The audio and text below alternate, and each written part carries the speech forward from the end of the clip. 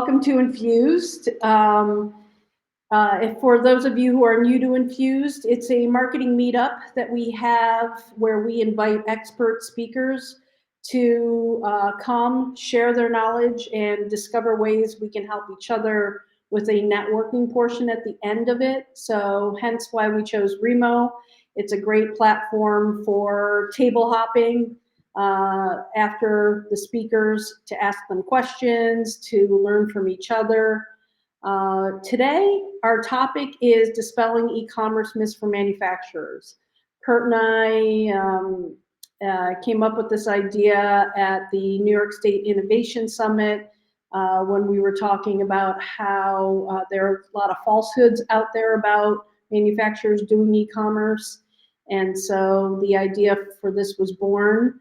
When we return to the tables, you're going to be able to see a video of the New State Innovation Summit in the upper left-hand corner of the table. I'll come before we go to the networking and share a little bit more about what to expect at that point in time. But for now, we've got an awesome moderator, and when he's not on LinkedIn doing live events, we have Kurt Anderson from B2B Tail to moderate our panel today.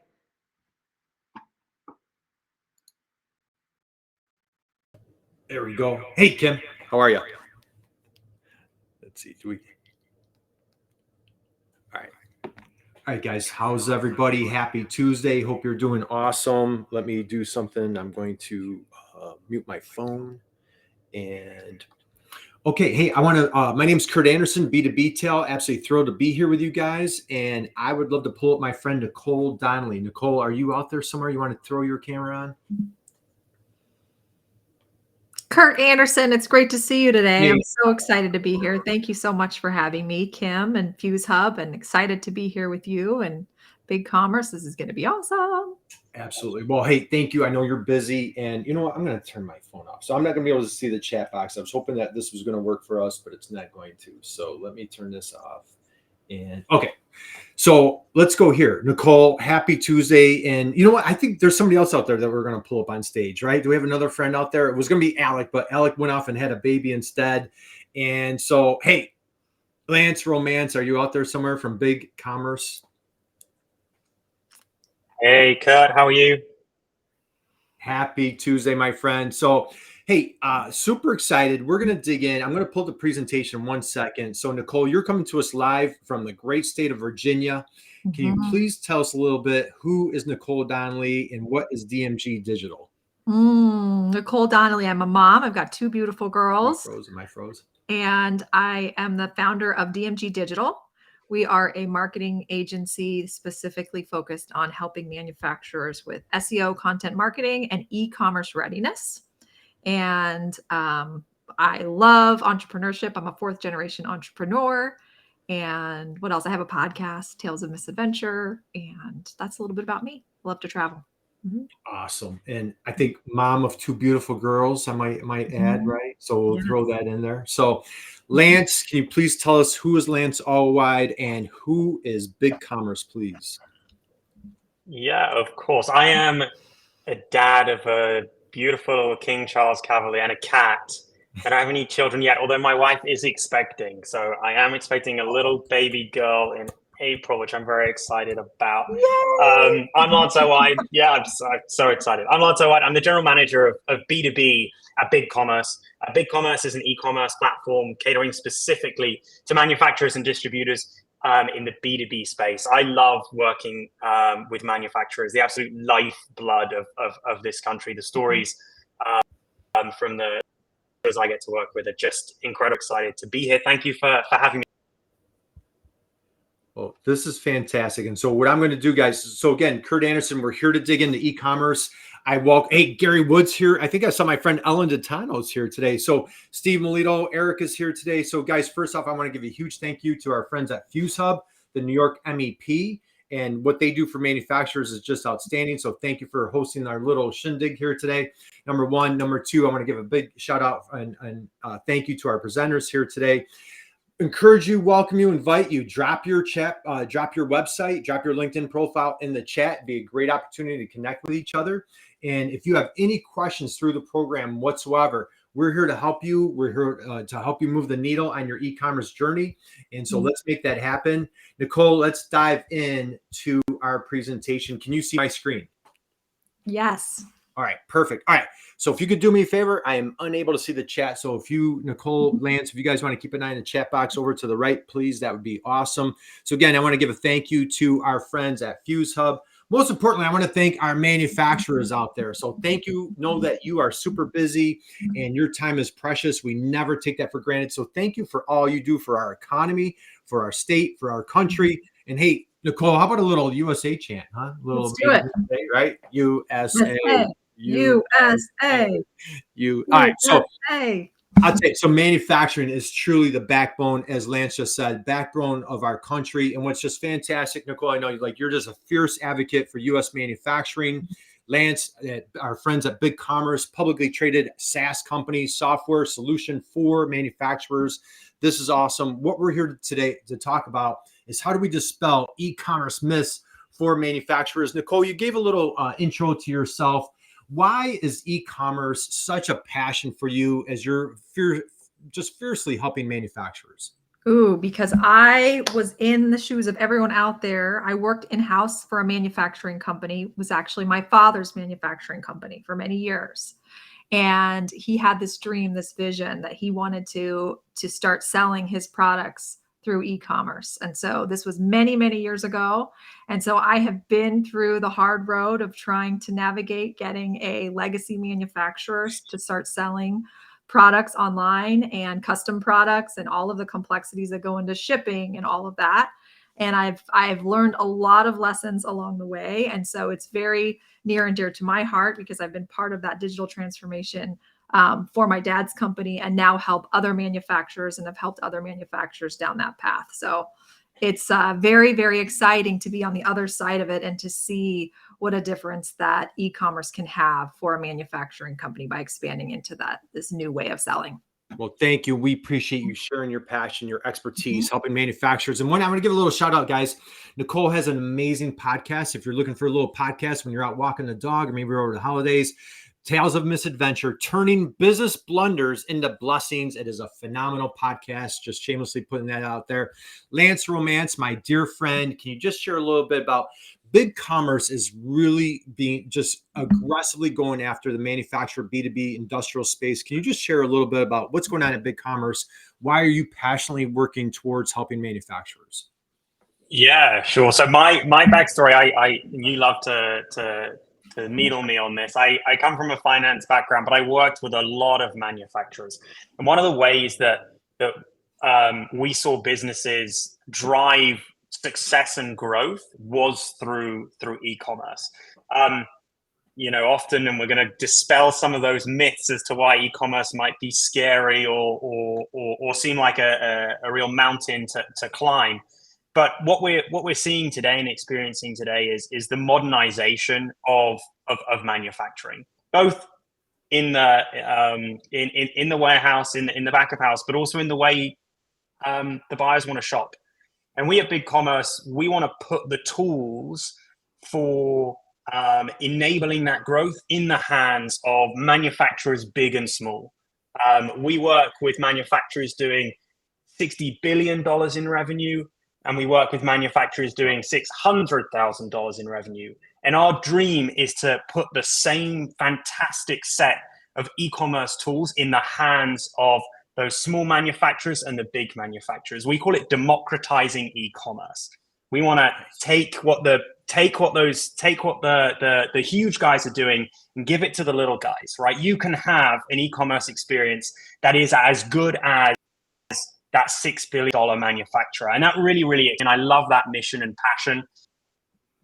And I love to then implement it and see, fantastic growth in revenue and sales teams that are just kicking butt left, right, and center because they can sell through e-commerce channels. So I'm excited to talk more about it today.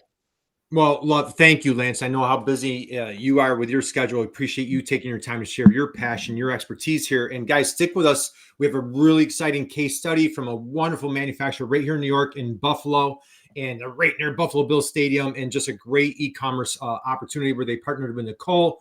They partnered with the MEP out of Buffalo, and they also partnered with BigCommerce. So we have a nice little case study. Nicole, I'm coming at you, my friend. Let's start one of these myths right here. Our customers don't shop online, and however, they prefer to call us on the phone. Any feedback on that comment there, please? Oh man, how many times have I heard this from a manufacturer? Let me count the ways. It's a very, very common thing that I hear. And I think one of the things I like to share with manufacturers, and one of the things that we really help them try to understand is you don't have to give up that one-to-one personal relationship, personal touch that your sales reps and your team are having with those customers when you move to e-commerce. E-commerce is a great way for you to elevate that relationship with the customer by allowing e-commerce to serve as the sales admin and really allowing your sales reps to have those conversations on those more complex orders and still serve that role. And the fact of the matter is now 70% of the buying process is happening online, and that's only going to continue to increase over time. Younger generations, that's how they want to buy. And so for manufacturers out there who are, struggling with this concept, just because you've done it that way, that you've always done it, that doesn't mean that's going to be what's the way of the future and what's going to work in the years ahead.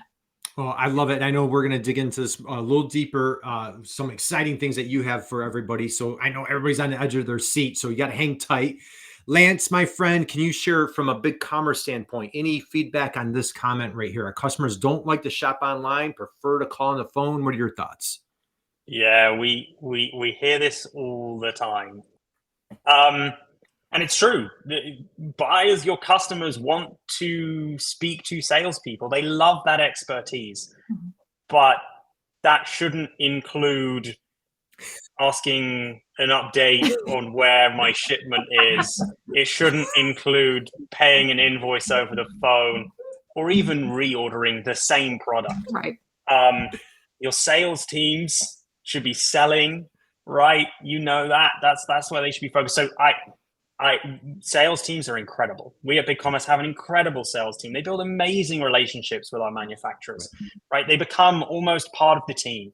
And it's the same for your sales teams, right? They become part of that team, and they should be the real value add. So we hear it all the time, but I'm glad that today we're going to dispel the myth that customers only want to speak to you over the phone and don't also want to log on to a website to be able to do some of those more manual processes. Well, thank you, Lance. I love that. Nicole, what is the all-time best line towards not wanting to call customers? Oh, yeah. We have a dear friend who's the CEO of a e-commerce company. And she said, nobody wants to call on the phone and check on the status of their O-ring.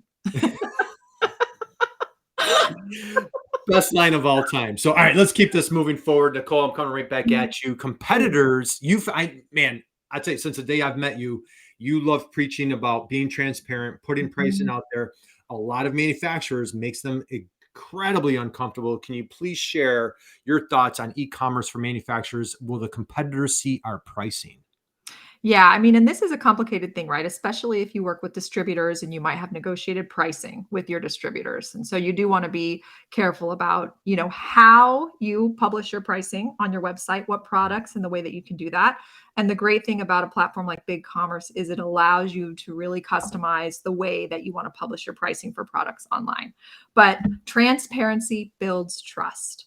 I have this conversation all the time. I get this pushback from clients all the time. We're like, well, if I publish my pricing, my competitors are going to see my pricing and then they're going to undercut it. And I always ask them, I say, let me ask you a question. Do you know what your competitors are charging for the same similar products? And they're like, they usually hem and haw. And they're like, well, yeah, I pretty much know what they're charging. Like, well, then your competitors already know what you're charging. So why are you doing this like song and dance game? Just put it out there. And the other thing I try to tell them is that your product, even if it's what you consider to be a commodity product, there is people when they're buying something are looking at factors more than just price.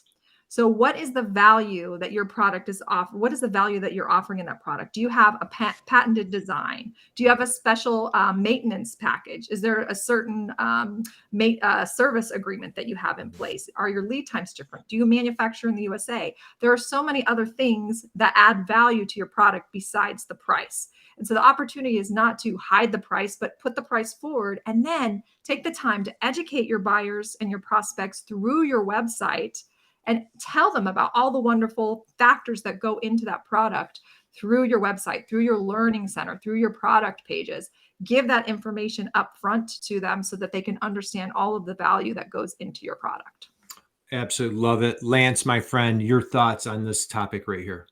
Nicole captured that so perfectly. You know, if you think the only value you're providing is best, because you're the best price, you have to relook at your true value proposition, right? It isn't just a price; it's the relationship you have, it's the materials you're providing, it's the fact that you can deliver that product when it's in a timely manner. That's the value that you're providing. It is not just price. I mean, how many times, I'm sure everyone who's joined us today will have gone back to, in their retail lives, will have gone back to a retailer because they gave them incredible advice, even if it's 5% more expensive. I can tell you, I did it. I was shopping for a stroller, and we went into our local store. Incredible advice. The salesman spent an hour with us, walking us through the different options. We went and bought from her because that advice is invaluable, and it's exactly the same for manufacturers, right? Your value is not just the price, but that doesn't mean that you don't have bespoke pricing for various different customers. And so a BigCommerce, we call them price lists, right? Specific for certain customer or certain customer segments. We have customers that have 200,000 price lists. No idea how they manage it. No idea, but they do. So a customer ordered once on a quote, and that becomes the contracted price. And so we handle that out of the box. We make it easy to support. But I'm very much aligned with you, Nicole, that I think if you think you're only competing on price, you're underselling your value. Yeah, great points, both of you, all across the board. And Nicole, to your point, hey, what if the customer lands on your website, sees the price, and buys from you without checking because you made it so convenient? Like what if, Lance, at BigCommerce, you guys offer a customer portal. So maybe the pricing is private, so we can dig a lot deeper. And again, stick around with us to the end. We're going to go back to the tables here on Remo, and we can take a deeper dive. Nicole would love to talk to you one-on-one. Lance and his team would love to talk to you to dig deeper. So let's keep on moving forward. Nicole, I'm going to come to you on this one. This is a really hot topic. We hear this all the time. Very delicate subject, right? How do we sell on e-commerce without upsetting customers and distributors? Do you have any thoughts there? Yeah, I think if you're just getting started with e-commerce and you're a manufacturer, the first step, and you should take a phased approach, is just digitize your product catalog. Just get your product catalog online and at least give people the option to request for quote from the product page directly. That's like an easy step forward. And the other thing I would say is really look at, how is your distribution channel set up? Is it set up in territories? Can you negotiate with your distributors so that they can get some sort of commission on sales that come through the website? Are there specific products that only you sell directly that your distributors don't sell that you can sell online through the store? So I think the answer to this question is it really depends on your unique business model and business case. But the important thing is to talk with, an e-commerce specialist who can really help you navigate how to handle this so you don't cannibalize those really important relationships and find the right solution that's going to do that for you. Nicole, you've taught me the key word of transparency. And, one thing that just put this out there, and you might think I'm crazy. Talk to your customer, talk to that distributor, tell them what you're thinking about doing. Say like, hey, I love what you're doing for us. I love our relationship. However, there's a lot of other business out there. Could we have a conversation on, I don't want to miss that business. It makes my company stronger. I can serve you better. So, I'm kind of in the camp of like, sit down and talk with your distributors about what your intentions are. Lance, what are your thoughts? Yeah, I agree with that. Sometimes with the manufacturers we've spoken to, they're actually surprised. The distributors, oh, you're going to spin up a website. You're going to put product data up so that my customers can find it on your site as well. Oh, and you're going to start paying for advertising. Oh, that's good. That's going to help drive business to me because I've got the products closer. I'm 10 minutes down the road. They're going to come to me, of course, because they can pick it up tomorrow. But it's going to aid the product discovery because you've got the product up there. And so I agree. I think you have to be transparent. There's nothing worse than a manufacturer spinning up a site none of their distributors are aware, and suddenly you're selling products online, and your distributors are turning around and looking at you, saying, "Are you trying to, are you trying to cannibalize my business?" It doesn't have to be like that. So if you are open and upfront and honest about the benefits that it can bring to the distributors as well, and taking their feedback in and how you structure that, I think it's a really great opportunity. And like you said, Kurt, you can funnel those leads to your distributors if you build the right territories and build those rules of engagement.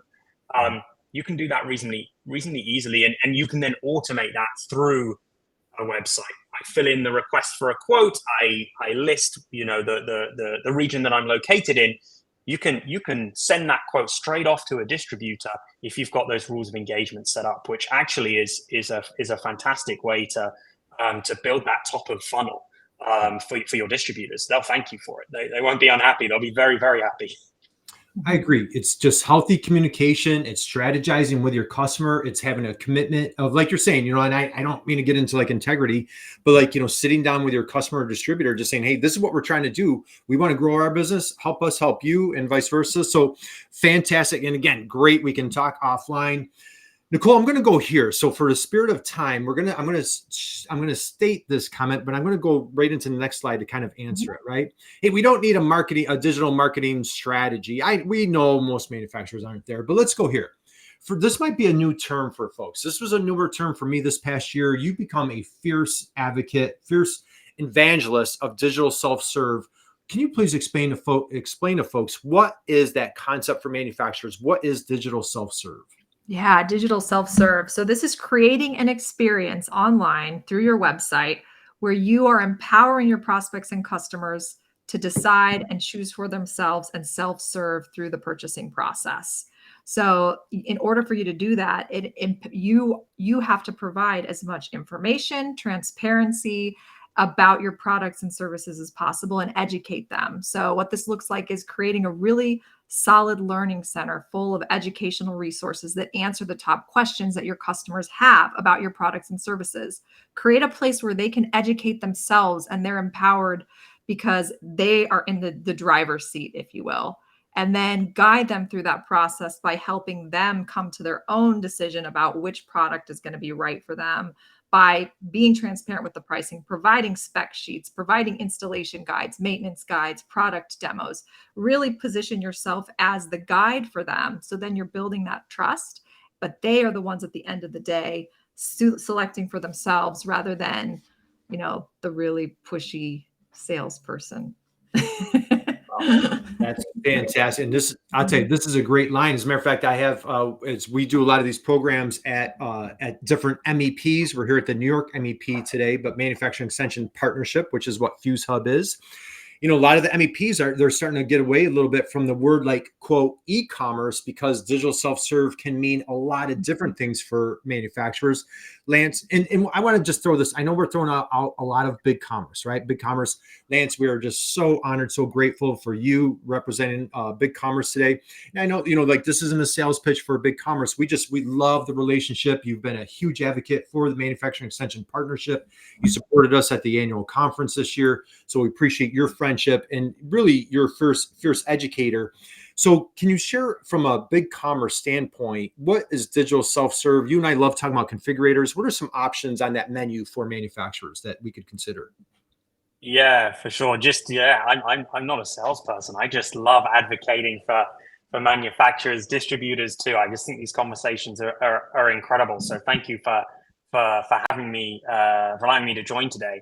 When I think about retail, right, B2C businesses, I need to get a product into a cart and checkout. That's what e-commerce is. Just get it done. When When Target's on their website, that's all they care about. And I agree. We've stopped using the term e-commerce as much when we're talking to manufacturers. We call it a buyer portal. What your site really is it's a buyer portal. Your customers, your buyers are interacting with you in lots of different places and in lots of different ways. Over the phone, via email, in a warehouse. They might be sending CSV sheets of lists of SKUs and quantities, right? Many other ways, through distributors. Your site is not just about checking out, even if you do have a checkout. It's about allowing that customer to manage that interaction online.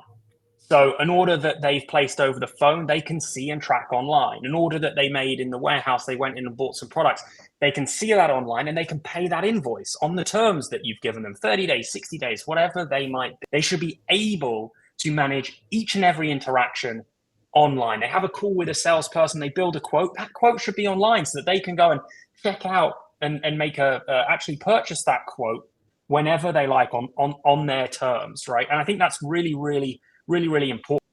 And then in terms of pure experience, like you just said, manufacturing is often complex products. Maybe that's through a quote. You've got to provide tech sheets and you need to be able to up tech specs. You need to be able to upload them. Or maybe you've built a configurator, right? That allows you to select the products and work through to the configuration of the unit that you're looking for. You can build all of that into an online site. And that's sort of how we've thought about a big commerce is that flexibility to be able to allow your customers to manage all of those interactions and then build a really great, engaging customer experience with all that product data and information so that they can find what they need to make that decision faster, and it'll keep them coming back, right? If you were the manufacturer who had those tech specs online that they could easily find, or you allowed them to play around with the configuration in their own time, and maybe you just sat at home watching some TV and a little bit bored, I'm going to check this out. They'll come back to you because they love that experience. And so that's how we think about it. So really, I completely align with this. We're also trying to get rid of the e-commerce term for B2B because it's not really what it is. It's not about just checking out. It's about a whole experience with that buyer portal at the center of it.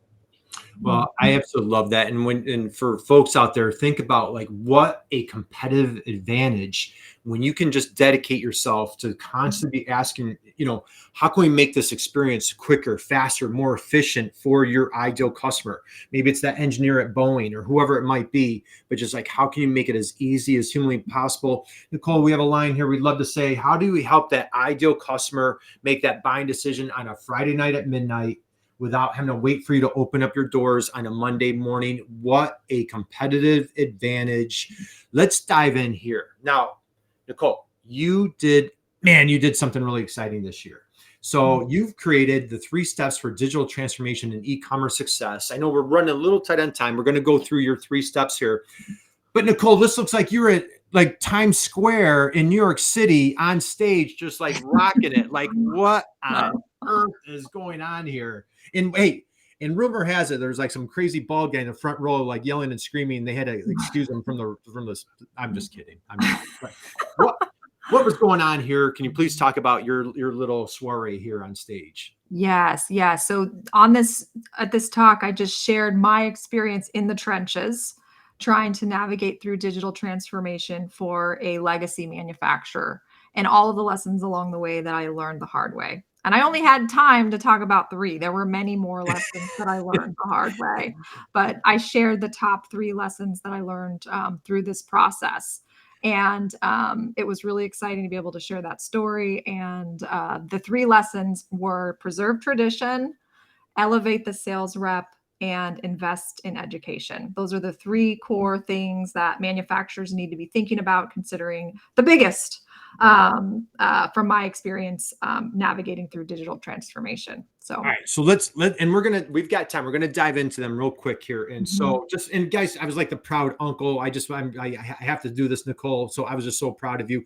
So guys, this was a great event. It was in New York City, Times Square, and there were, I think, 400 or 500 people in attendance. Nicole gave the keynote of this wonderful, incredible, great event for a lot of folks, experts in e-commerce. She hit a total home run, tons of just rave reviews, lots of positive comments.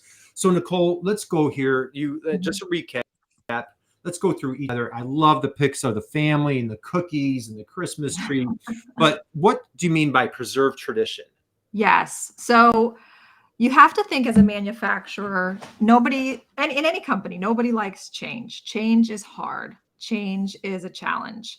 But if you think about like, these pictures are just examples of some traditions that I have in my family at Christmas time. We do this shopping trip every year. We have this Christmas recital, piano recital that I take my girls to. We bake cookies and we love to decorate the Christmas tree. I'm sure you guys all have very similar traditions. And if you think about like the traditions that you have in your family, they provide a sense of constancy. Like you can rely on them, right? It's comfort to you to have these traditions. And so anytime if you're a company going through any sort of transformation or change, there's the fear or the risk of losing that sense of comfort or grounding, right? And so my biggest recommendation is how can you figure out what traditions are worth keeping and what traditions you can let go of, and making sure you hold on to like at least one core thread of tradition through the transformation process. And so the way that we discovered this through our clients and through this manufacturer is we actually talked with customers and we asked them, what is it that you value most about your customer experience with this company? What do you love most about it? What are the traditions or the values or the, things that your customers are counting on you for? And you need to really understand that and ask your customers and hear from them what's important to them, and talk to your sales team and understand from them, like, what are the things that make our culture unique when it comes to the experience that we're providing to our customers? And take that information and use it to figure out, okay, we need to hold on to this. And what we learned through this experience after talking to customers was those customers really valued the relationship that they had with the sales rep, but they also really valued the convenience of being able to purchase online. So now we realized like that tradition of the relationship of the sales rep was so important for us to hold on to. That was the grounding, comforting tradition, if you will, that these customers were relying on in many ways, right? And so our goal then became, okay, we need to elevate the sales rep, and we can use e-commerce, we can use the buyer portal, we can use digital self-serve as a way to elevate that sales rep. So you're not taking business away from the sales rep, right? Because every sales rep is afraid of e-commerce. They think it's going to come and take their job. But the solution here is not to think about e-commerce as competing with the sales rep, but elevating them so that they can sell more, doing less. Really positioning that e-commerce store as the salesman for them so they can focus on the really custom, complex orders and spend more of their time selling those. And all of the repeat orders that are the bread and butter of the business, there's no reason they need to talk to a sales rep to do that. Have the sales reps teach them how they can do those orders through the customer portal, through the online sales process. And so this is what we learned is part of that, is to also involve your sales team in the sales adoption process. Get them involved in what that's going to look like. Don't decide for them, but let them choose, okay, how are we going to adopt to e-commerce? How are we going to incentivize the sales team? What kind of process are we going to have in place to training regularly? And that's what's going to really help make the sales channel work, is making sure that your sales team is a part of that process from the beginning. Well, all right, let's do a quick recap. So again, guys, just if for friends taking notes at home, we want to talk about preserving your tradition, number one. Number two, elevate the sales rep. Lance, from a big commerce standpoint, thoughts on the brilliance from our friend Nicole here on tradition and elevating the sales rep. What are your thoughts? I mean, couldn't agree more. She's captured the big commerce sales pictures as well right there. I think this last point is really, really important. We call it crawl, walk, run. Yep. So we call it the crawl, walk, run approach. And I probably didn't help at the very beginning by saying, you can have the same technology as a $6 billion manufacturer. That's probably more scary. That doesn't help at all. But actually, what you want to do is exactly like Nicole said, those sales that are simple in nature, this often follows the 80-20 rule, right? So 80% of your sales are 20% of your revenue, and this other 20% are the 80%. Find those sales that are small, simple, and move them online. Take that burden off of your sales team, and they're going to thank you, right? And then incrementally, as you move more and more, or as you build out your buyer portal, your digital self-serve, you can move more of those sales processes online, right? You're never going to move the most complex sales processes online. Of course you're not. But the more you can, you free up the sales teams. They can focus on those larger customers that are driving more of your revenue and help them grow within that customer base, find more of them, etc. So I really just wanted to double click on that. We call it the crawl, walk, run strategy, but it's such a key way to approach e-commerce. Take those little chunks, bite it off in little chunks, and bring the sales team with you. Nicole touched on that. That's so important. Well said. So Nicole, let's take it home on this point here. So number 3, what are your thoughts here? So my experience working with manufacturers is that this digital self-serve e-commerce process transformation can feel very overwhelming. It's like a very new way of doing business, right? If you're a legacy manufacturer, you've been doing business successfully and your sales process has worked successfully for decades, right? And e-commerce is a very different way to sell than what you're used to. And so our biggest recommendation is one of our recommendations as part of this process is it's really important for you to understand and take the time to be trained on e-commerce. What do you need to do as a manufacturer to get ready for e-commerce? How can you take that crawl, walk, run approach that Lance mentioned before, find partners, consultants who can help guide you through and really help you know, okay, what are my unique business constraints? What's my pricing model going to be? What do I need to think about when it comes to shipping? What are the payment gateways that I need to be thinking about? Helping navigate which platform to use. And e-commerce is a new sales channel. And so you need to think about how are you going to support that internally? How are you going to build out your internal team to support that? So we love to educate manufacturers on what e-commerce is. So the more that they understand how it works, the more they're empowered, the more successful that digital transformation is going to be. And long term, the more it's going to really make an impact for the business from a revenue perspective, the more that you as manufacturers understand those things. Yeah, that's fantastic. And lots of opportunities. I know Fuse Hub and your local MEPs do a great job of putting out webinars just like this. So thank you. We applaud you for taking the time to join us today. Lance, e-commerce training, any thoughts that you want to add here at this topic? Yeah, the only thought to say, I think it's also very important to bring your customer along for the journey as well. And that also is also a great way to bring your sales team in. Hey, sales, would love you to go and sit with the customer and get this sort of feedback. How do they operate? How do they want to operate? What are their pain points? And you pull that into your learnings and then build that into your processes. I think that's a really important step that I often hear manufacturers kind of overlooking. Oh, we've built this thing in a vacuum and we're really excited. And you launch it on day one and that's not what your customers wanted. And it's missing this point and that point. And so I think bringing the customer along for that journey is really important. Well, this is fantastic. And Nicole, you've put together a really cool plan. I think you've just made this so, I love it. Simple. I want to go through this quickly because I know everybody's excited to get to the Styco example. Do you want to run through this kind of quickly? We could dive into Styco and then we could even come back to this.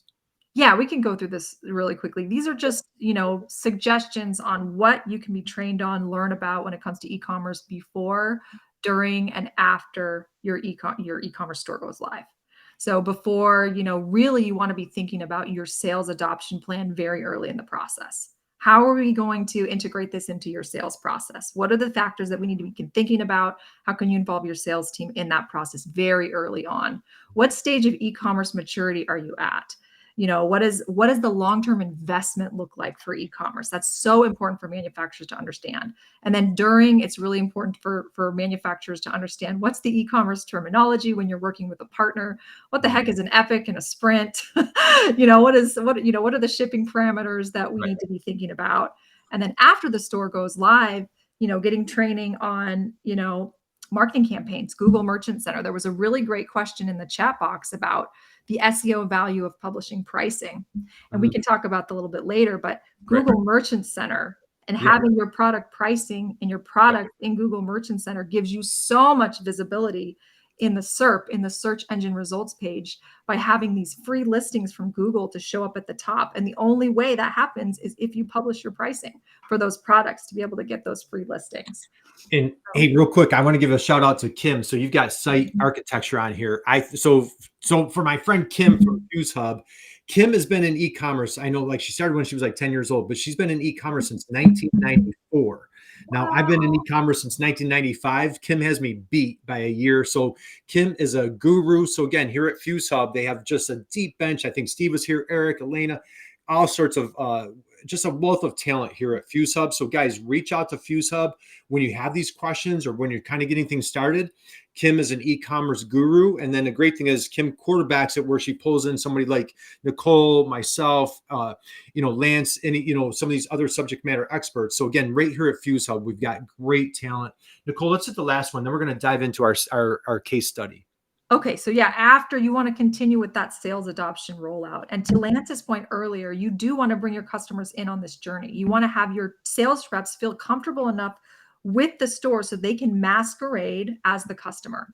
So that when customers are calling, they can say, hey, I'm going to show you how you can set your portal account up while I'm on the phone with you, and help walk them through that process of creating an order. And the more that your sales reps are comfortable using the store, the more they're going to be able to be comfortable having their customers go through that process too. So you've got to invest in training your sales team regularly and having accountability, and then making sure that you have understanding of what the performance analytics are. How are you going to measure the success of your store? And really understanding, like, from a, performance perspective, what are the things that we need to be looking at and measuring from conversion optimization standpoint. And Nicole, you've dropped your LinkedIn in the chat box. And again, guys, feel free to reach out to Nicole. And Nicole, I know you would be more than happy to share this with everybody. So again, she's really done a lot of the heavy lifting for you. We've got the before, the during, after. Lance, we're going to dive into an exciting case study that everybody's been on the edge of their seat. Can't wait for any comments that you want to share before we dive into Styco on Nicole's before, during, and after. She captured it perfectly. If you haven't already, find her on LinkedIn, follow her, and reach out. Thank you, Lance. And Nicole, if you want to, maybe even drop your email in the chat. Lance, feel free to do the same. And all right, let's dive into Styco. I'm going to tee this up a little bit. So this is a dear friend of ours, Orchard Park, New York, home of our Buffalo Bills. And so the CEO is a woman, Kyle Swyatt. And Kyle, I did a little workshop that Kyle and I met at. It was a LinkedIn workshop that she attended at University of Buffalo. Little program that we put on, and we just totally hit it off. We were geeking out about e-commerce, and she's like, this is a legacy manufacturer founded in 1967. Nicole, this company is 1 year older than I am. And so her father founded the company. And tragically, he passed away. Kyle took over the company, women business owned, right here in New York. They are making incredible, amazing products. They do mission critical antennas. So think about antennas that go on like our first responders, state troopers, FBI, military. You see that item right there. And they wanted, their website wasn't quite up to par, put it nicely, when we got together. And Nicole, just talk a little bit about the process here. We'll go over if you want to hit on that buyer persona, then we're going to dive into the e-commerce solution. Yeah, this is awesome. So the very first step is really understanding and knowing your buyers. What are the characteristics of your buyers? What do they care about? What are the questions that they have during the buyer's process? Really trying to understand and wrap your head around who is buying from me. Who is it that I want to serve through this experience? And in Styco's case, there were three personas. They sell covert antennas. It was the purchasing agent, the field agent, and the engineer. And each of them has very different wants, needs, problems, challenges in their day-to-day. and wants a little bit of a different kind of experience through the website. So really, Mike, making sure at the very start of any engagement, you got to understand your customers so that, to Lance's point earlier, bring them also involved in that process so you can create an experience that's really made for them.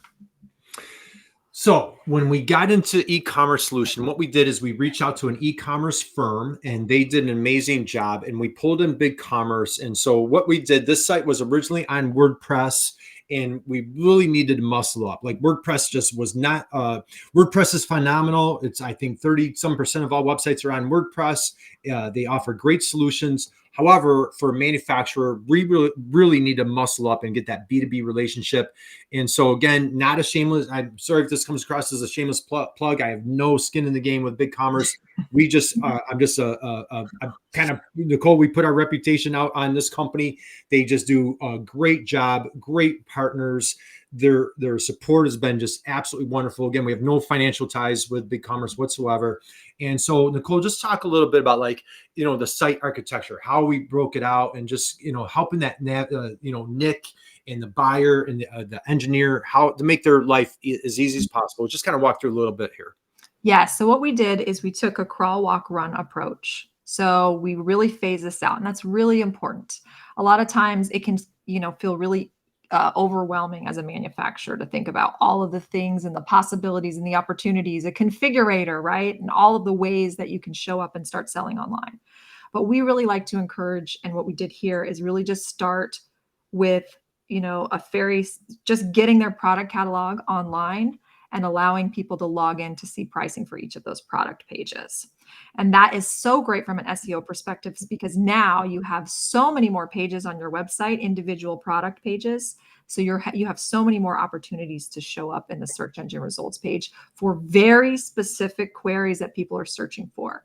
So if someone's searching for a specific part number, for example, because you now have a product page for that part number, you're much more likely for that page to show up in the search engine results page because you've created a unique page specifically for that product. So that was the first step, is how can we digitize their product catalog, get their product catalog up, and set up requests for quote, login for pricing options.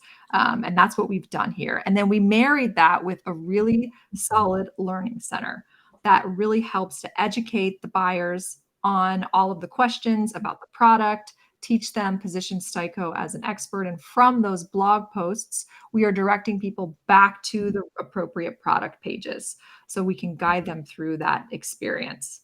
And so what this combination does is it really helps from an SEO perspective, increase your visibility in search quite significantly so that you're showing up higher in the search and bringing more visibility to your store and your brand.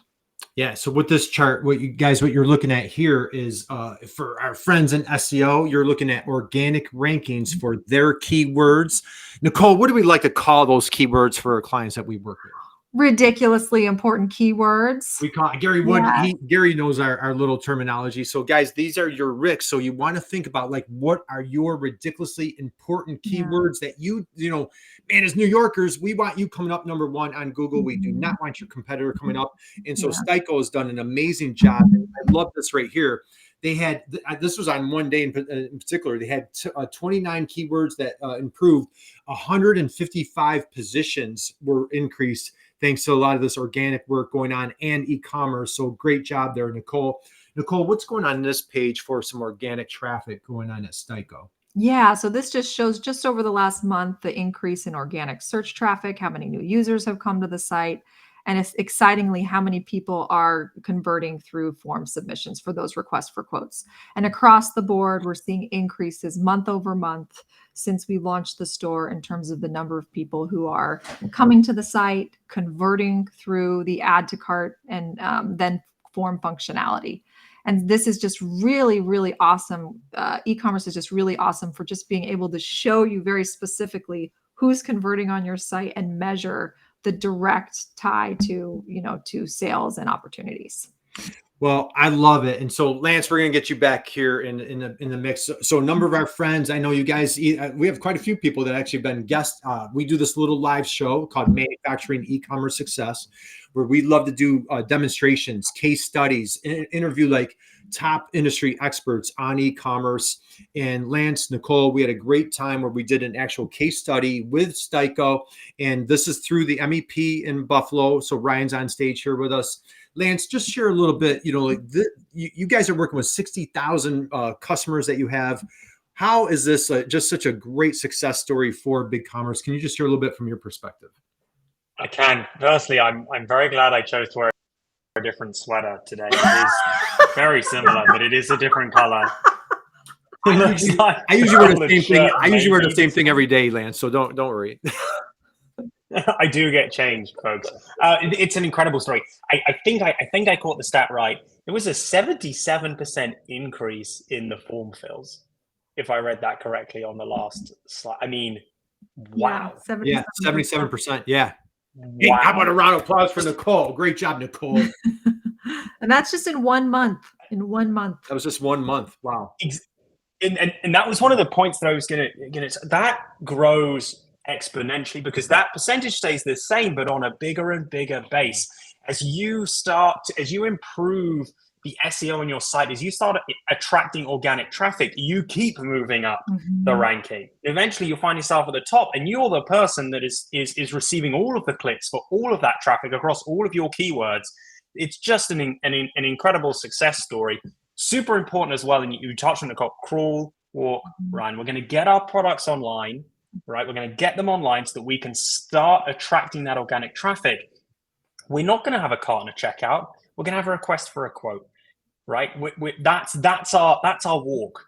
We're gonna get that quote so our sales team can close. But it's all they've created this incredible organic top of funnel that's growing at 77% each month. I mean, it speaks for itself. It's incredible. I know for every manufacturer that's joined us today, those numbers that's a meaningful impact on the business. Every single one of those is a lead, potentially a new lead that becomes a long-standing customer for your business. It's just an incredible, and the folks over at Styco are incredible people as well, doing an incredible job. They're building equipment here that helps save lives. So it's just to work with as well.